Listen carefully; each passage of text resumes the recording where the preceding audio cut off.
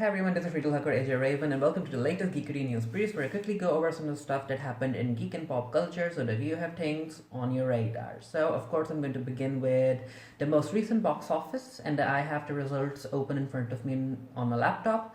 So these results are for November 29 to December 1st, 2019, and of course Frozen ended up staying at number one and its domestic gross is now at 288 million. Of course, the worldwide gross is more. I did an entire review of the movie, especially as far as the queer representation is concerned, or the so called queer representation, depending on what Disney wants you to think. So then, coming to the newcomers, we have Knives Out, and this is a mystery movie with a whole lot of big names. There's Daniel Craig, there's Chris Evans, there's also a whole lot of people. You can check the poster out, and it ended up grossing 26.7 million, and the total gross is now at 41.41 million. And then we have Ford versus Ferrari, which is continuing to do well, and I do think that its Oscar chances are increasing week by week. Coming to another new release, we have Queen and Slim. This is by Lena Waithe, and it ended up having a very good opening as far as small movies are concerned. The opening was 11.8 million, and I'm not really sure if you guys know, but a few days back, a casting call for Queen ended up being released on the internet, and it wasn't good. Basically, it said that when they were trying to find actresses to play the role of Queen, who is the main character, they were looking for a brown-skinned woman who would like it. It was it was so bad. It was like saying that if that woman was present in the age of slavery, she would be working the fields, and it was bad. I'm not really sure if Lena Waithe has addressed that issue or even if she was involved in an entire casting call or not. But as far as the movie is concerned, people are liking it. It ended up getting an A minus cinema score, which is very great. So I'm looking forward to seeing what Lena Waithe does. And talking about Lena Waithe, the trailer for her new queer comedy TV show called Twenties has been released, and it will premiere on BET sometime early 2020. I wrote an entire article about it. As far as my opinion goes, the trailer made it look like a movie, a comedy movie that I would be interested in. So I'm already a fan of Lena Waithe's Boomerang, which also airs on BET. It's coming back for a season 2. So of course I'll be checking out Twenties. While we're on the subject of movies, Billy D. Williams, for those of you who don't know, he played Lando in the original Star Wars movies, and he's coming back for the upcoming Star Wars Rise of the Skywalker, the Rise of Skywalker, whatever the title is. And he came out as gender fluid, and he said that I also see myself as feminine as well as masculine. And basically, he you can read the interview. It was by Esquire magazine, and it was and he tweeted about it. I'll put the screenshot here, you can check it out, and I'm going to read some quotes. He said that he's 82 years old. He said that, and you see, I say himself and herself because I also see myself as feminine as well as masculine. I'm a very soft person. I'm not afraid to show that side of myself.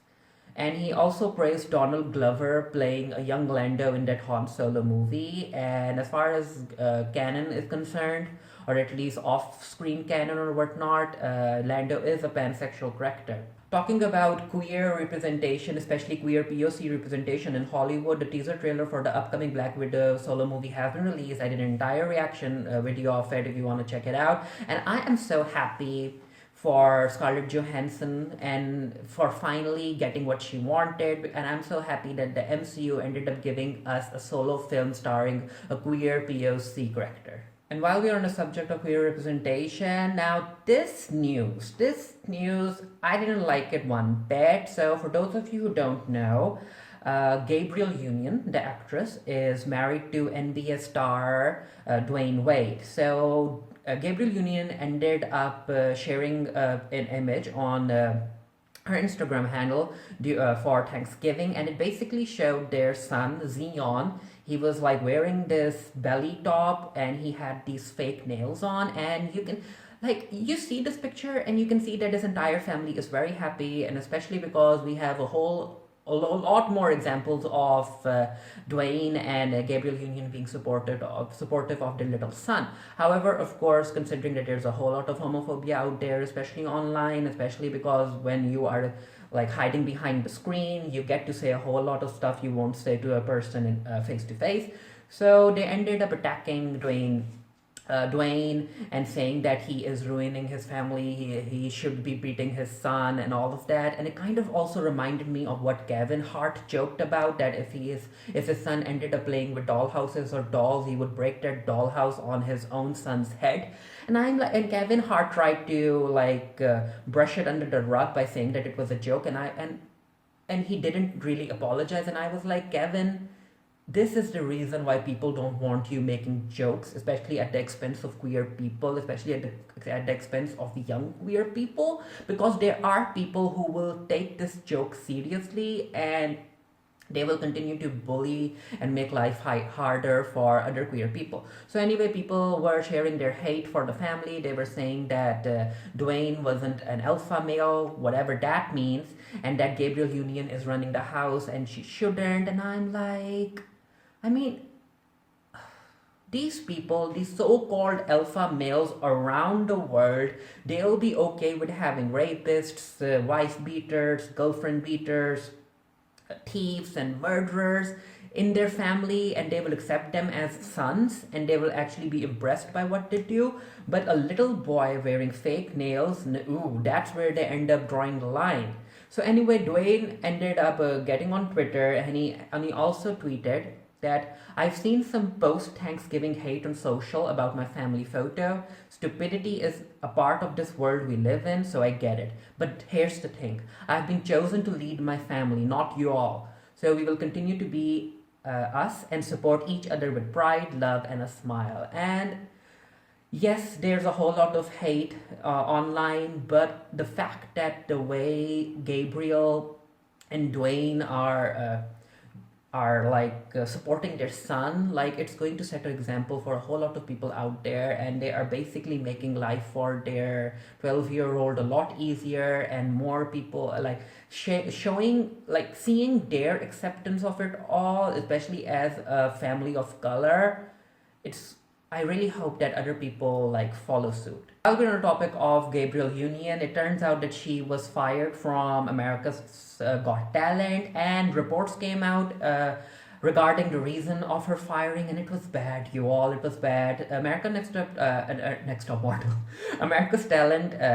I don't even watch that show. America's Got Talent airs on NBC, and apparently Gabrielle Union ended up facing a lot of challenges, a lot of obstacles, especially because of a very hostile, racist environment, one would say. She ended up receiving notes that her hairstyles are too black, or that she was very difficult to work with, and she also accused Simon Cowell of smoking indoors, which is illegal in the state that the show is in. And you know what? I side with Gabrielle Union because it's very weird. Like, Simon Cowell is a part of America's Got Talent. I guess he's one of the producers or executive producers or even one of the creators, who knows. But I could see Simon Cowell having all of this power get into his head, and he thinking that he can get away with a whole lot of things. But when Gabrielle Union ended up bringing up these recommendations and these suggestions to make the environment okay and comfortable for everyone, I can see Simon Cowell being on the defensive and also being very aggressive. But it's an ongoing story. Let's see what happens. And NBC has a whole lot that they need to deal with, and letting Gabrielle Union go, especially after just one season, it doesn't make sense. Something happened. And while we're on the topic of hate, especially online hate, let's head on over to YouTube for a bit. And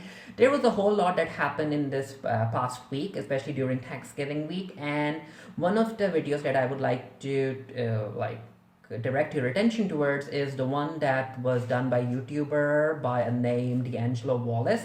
So basically what happened is that there's this YouTuber by the name Turkey Tom, and he ended up releasing this video where he used Jewish stereotypical jokes and like stereotypical jokes against the Jewish community. And the Wallace ended up calling him out, and then Turkey Tom ended up saying that he isn't anti-Semitic. He is just edgy, maybe too edgy. And then this entire conversation ended up getting like forming into a debate, and Turkey Tom's old racist tweets came out. Basically, not old, they were like a few months back, like 6 or 8 months old. So I'm not really sure if you can count them as old tweets that shouldn't be called out again. So there was an entire thing, and basically it turns out that Turkey Tom is like 17, and people especially ended up taking sides. Some people were siding with Wallace, and they were saying that Wallace is correct in saying that such jokes shouldn't be made, and if even though you make such jokes, you should be prepared for other people calling you out on it.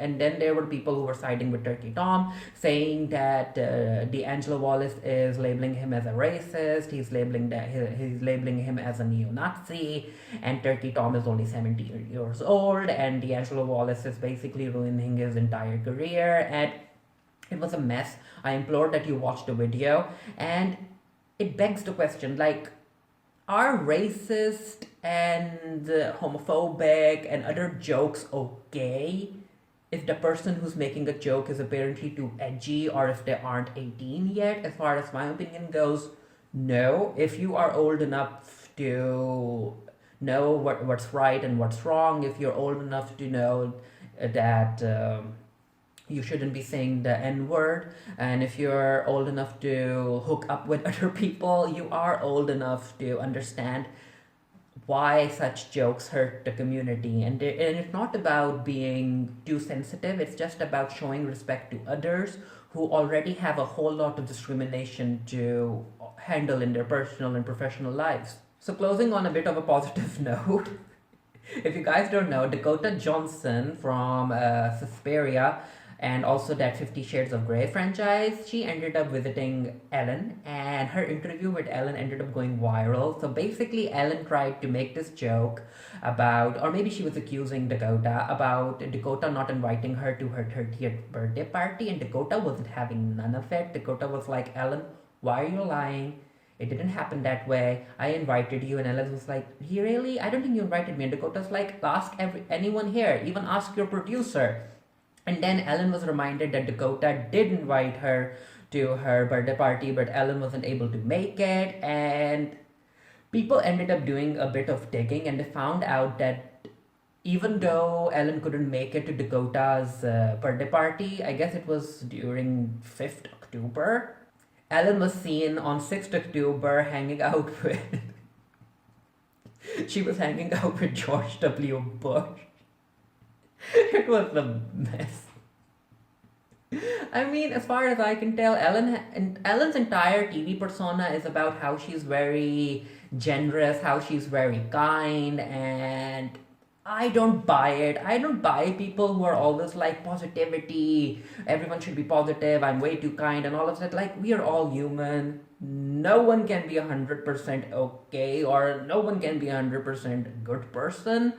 So it was fun. I really hope that you guys check out the viral video. Just search it on YouTube, it's there. The fact is just, Ellen tries to promote this, be kind to everyone, even if they aren't deserving of that kindness during that time period. Especially, like, I ended up rolling my eyes at Ellen, especially after how she handled that Kevin Hart situation, and she wants to be so uncritical about everyone. She also didn't handle that George W. Bush thing well.